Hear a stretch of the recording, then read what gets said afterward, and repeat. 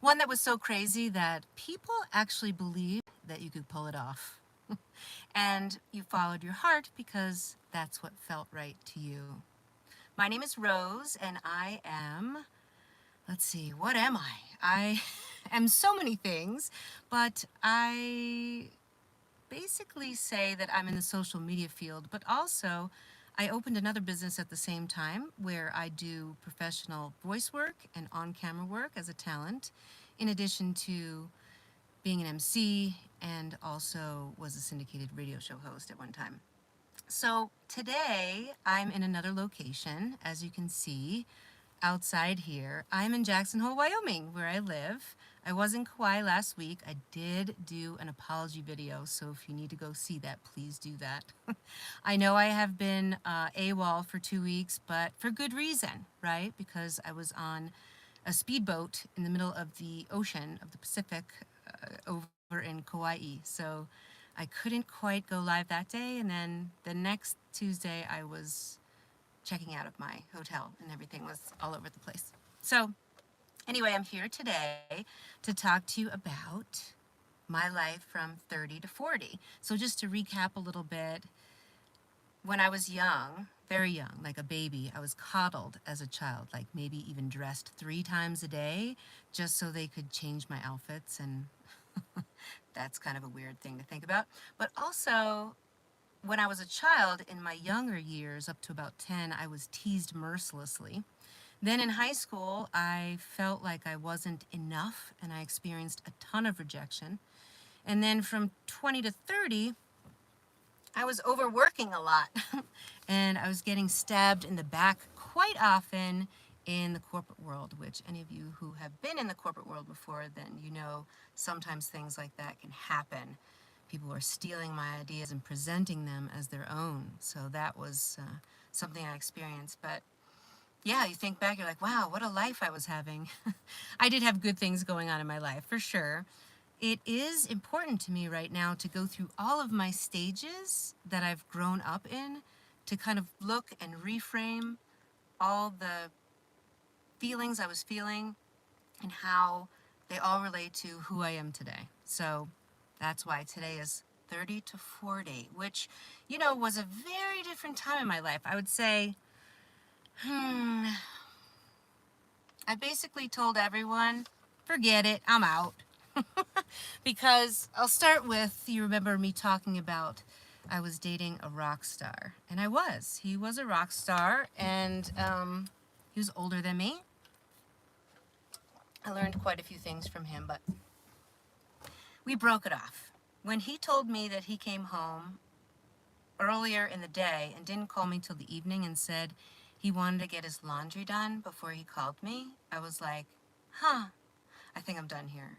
He was just always putting other things before me, and so I decided that I was going to break it off with him, which I did. And it turned out to be a very sad breakup. I was always sad because I'd moved to Connecticut to be closer to him. And I was still happy with Connecticut, but I wasn't sure what I wanted to do. I was still doing what everyone wanted me to do, right? So a girlfriend at the time that I had gone to wilderness camp with as a kid contacted me and she said, you got to get out of this slump. Like, you got to move on. And I'm like, yeah, I guess so. And she sent me an email about Outward Bound doing a trip. You had to be 30 years old in order to join them. And it was kind of like a look at your life and let's go climb a mountain and, you know, walk in the trees on those little lines, you know, where you hold on and stuff. And let's go onto the river and go rafting. And I thought, wow, this does sound fun. So I did that, and it was the first time I ever climbed a mountain. I fell in love with my guide, who I'm still friends with today on Facebook, and her name's Sandra. And I remember in the last days of that retreat, that Outward Bound retreat, I had said to her, okay, I want to do what you do. How can I do it? And she looked at me and she smiled. And I said, I'm serious. I want to do what you do. And she laughed. And I again said, I'm serious. I want to do what you do. And she said, well, there's really only one thing you have to do. And I said, really? Tell me. What is it? She said, well, You just have to let go of money. And I thought, oh, okay, well, I could do that. I could do that. So I took the next year, I came back to the corporate world. I took the next year in researching all the different companies that were outdoorsy. And I decided on one. It was called Backroads. You may or may not know them as they market themselves as the #1 active travel company in the world. And maybe they still are, but I don't really know. But back then, it was very attractive to me to start working somewhere else where I didn't think I had anyone to... Oh, Photobomber. Hi, Photobomber. This is what happens with lives. Oh, hi. Hi, Photobomber. Sorry about that. I tried to park this way so you could see the beautiful mountain. It's just too cold out today, and I was going to park myself in front of a fireplace, but the hotel had a sign on it saying it was closed for the off-season. Okay. So anyway, going through the Backroads thing was quite a process. I had to be interviewed in front of everyone with about 50 people. And so I gave it my all. And I was having dreams of like, this should happen. I was having dreams of hawks landing on my chest. Like, oh, and I was like, I don't even know what a hawk is. Like, what is happening to me? And my mom and I were going on a trip to Australia and New Zealand, and we had planned that in advance. But for whatever reason, the Backroads interview was just 2 days before my mom and I were going to meet in LA to get on this flight to go to Australia. So you do this Backroads interview in front of everyone, and then the next day they tell you if you're in or out. And so I was just kind of really excited because I thought, oh my gosh, I feel like I'm in, I feel like I'm in. And the phone rang and my mom's looking at me and I said, shh, I was so excited. And I picked up the phone and I remember there was a guy that was talking to me and he said, hey, is this Rose? I said, yep, that's me. And he said, okay. He's like, so I'm from Backroads. I'm like, so I know. And he's like, okay, so you're probably wondering, what decision we've made. And I said, yes. And he said, you're in. And it was like my world changed completely from that point on, because I knew it already in my heart that I was going to do this, but I did not know that it was really going to happen. So I thought to myself, wow, I've got 5 weeks to basically sell almost everything I own, get it all together, and get the heck out of here, because I'm going to be basically on the road traveling for the rest of my life. That's what I thought. But it didn't turn out that way because, as we know, life has other things that happen. So I did sell almost everything I owned. I saved a few things in a couple boxes in a friend's house because my mom's like, I don't have any room in my place. I was like, okay.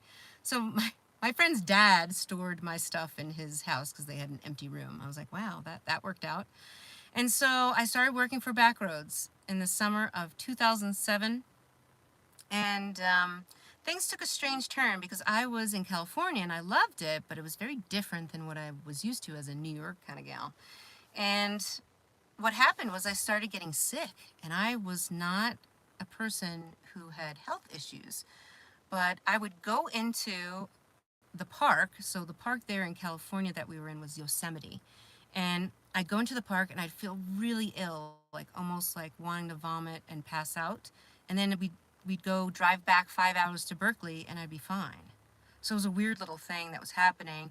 Some of the doctors there said maybe I was allergic to a pine pollen I wasn't used to, but we still never figured it out. But again, life brings us all these different challenges.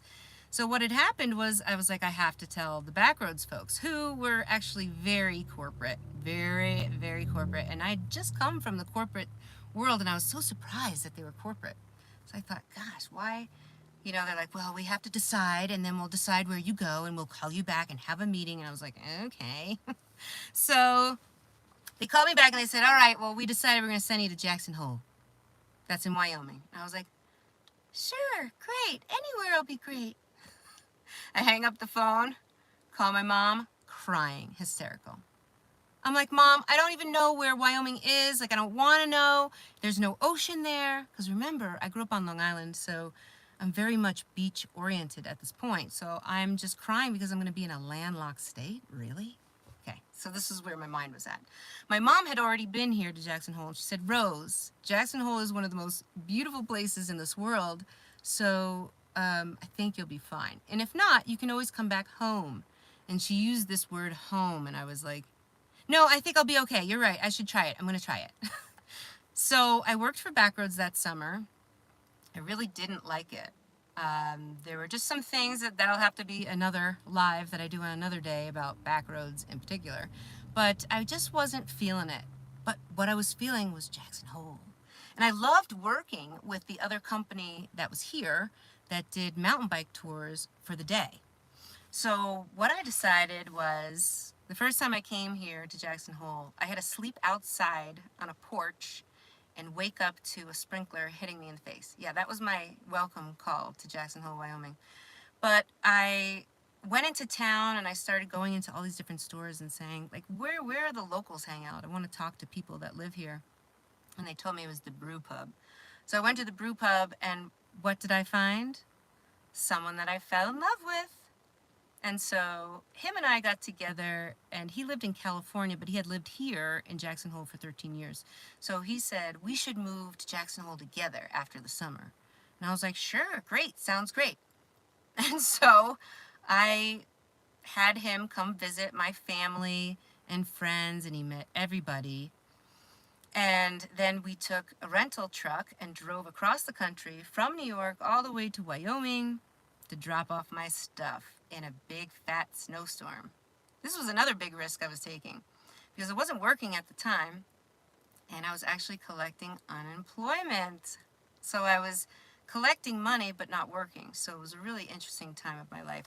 And I was 33 at the time, and I moved here and thought, okay, well, I have to get a job. Or do I really have to get a job? I had 7 job offers, and what I decided to do was take a part-time job with Paws of Jackson Hole and work on that job while I opened my 2 businesses. So my one business was going to be marketing, and then the other business was for on-camera, voiceover, and MC work. So I kind of had these 2 businesses going at the same time. And that was when the wave of social media was coming through, and I thought, wow, this is going to change our world. A lot of people didn't believe me, remember me talking about how people thought I was nuts, but then they realized there was something to it. And so I got schooled in the social media, and this is where basically my perfectionism became a problem because I became a consultant, which I was very good at. My first seminar that I ever had, I think it was in early 2009, I had 65 people show up, and people still coming into the room, like bringing chairs in to listen to my presentation, which was called The Big 5 of Social Media. I think it was Facebook, Twitter, YouTube, LinkedIn, and blogging. Remember those? And people were psyched. And ever since that day that I had done that through the chamber, I was word of mouth for 16 years. I never even had to market myself. And I loved Jackson Hole because there was so much to do here. And so my perfectionism took over, and like, I need to do this, I need to do that. I was in Momentum as a mentee, and I got all this wonderful woman power to teach me how to be the best consultant I could be. And then I joined the chambers here in Jackson Hole, and over the hill, we call it, you know, over the other side to Idaho, because we're right on the border. And I was, you know, doing presentations for them, and I was an entrepreneur in Leadership Jackson Hole. This was before, like, you know, entrepreneurs were cool. People were just like, you do what? You work for yourself? Oh. And they're like, oh, so do you do like SEO and like websites? I'm like, no, I just do social media. Because I always loved specializing in communications for people and businesses. So I volunteered excessively for my community. I was involved in hundreds of businesses here in Jackson Hole. I helped and beyond. And I also was a consultant for the great state of Wyoming. When Facebook first came out, Obama was in office, and he basically had given a whole bunch of grants to all of the business centers around the states in all of the United States. So I was a consultant for the state of Wyoming in Facebook. And let me tell you, it was a really fun time. I enjoyed it. And I loved my clients so much that they call me friends, even now to this day. And I traveled often, I lived with less, and I had so much freedom. So much freedom. And I didn't know what freedom was until I came to Jackson Hole. I never had that in the corporate world. That wasn't something that we could have.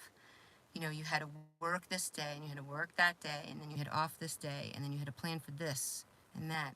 Jackson Hole, I was meeting a whole bunch of people that were like, oh, I take a month off, you know, and I go, you know, in the off season, I go on vacation. And I was like, wow, you do?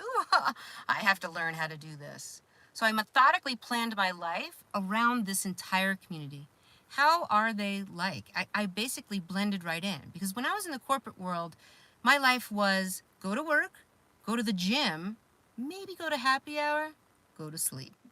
That was my life. And I felt like there was definitely something else that I could be doing, because people would say, Rose, we saw you today at lunch. And I was like, yeah.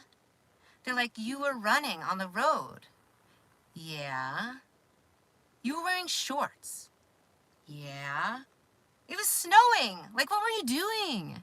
When I first came to Jackson Hole, I rode my bike around town. I was like the only woman who ever rode her bike around this town. Nobody was riding bikes. I rode my bike because, as you know, I love bikes. But, okay, so, you know, I did so much that I could hardly recount all the things that I did and all the things that I was pursuing, but I was very good at it. And I became well known here in the town of Jackson Hole as a social media expert. People didn't really know about my on-camera, voiceover world, MC life, because those jobs were kind of few and far in between, because I was focusing so hard on the social media because it was so hot, and people just would come in. One would come in and say, thank you for teaching me, and would leave, and then the next one would come in, Rose, I need to work with you. Okay, and then they would leave, and then someone else would come in. It was just crazy how my life kind of went like this, right? So that's all I can tell you about today, because then we enter COVID, and that enters my 40 to 50s. So we're not at COVID yet in my origin story, but of course, as you know, I would love for you to write F perfect below, because I believe that the word perfect should not be in any of our language from day to day, because nothing is perfect. And this is what I teach women to empower them to be better on camera, is to just say, forget it all and F perfect, and get yourself on camera. Tell your stories. Let people trust you. The age of AI is here. People are starting to trust real humans less because they're not sure if they're human. I promise you, I'm a human.